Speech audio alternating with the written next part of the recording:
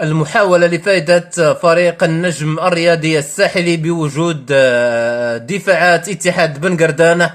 فراس شواط رقم 9 أراد الانسلال أمام مدافع اتحاد بن قردانة.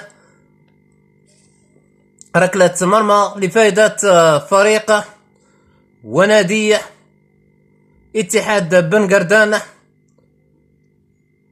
عند حدود الدقيقة 63 من مجريات المباراة.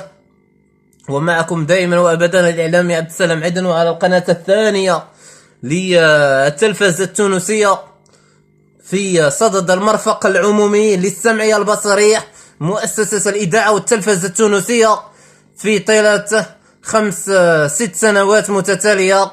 ريان شيبي يدخل مكان اللاعب لوسوكو في تبديل وتغيير طبعا لمدرب نادي اتحاد بن قردانة الذي أقدم على تغيير أيمن شواط في انتظار تبديلات وكذلك تعديلات المدرب الساحلي محمد المكشر على الناحية الوسطية لفائدة فريق النجم الساحلي. اتجهت للاعبي اتحاد بن قردانة على الجهة اليمنى.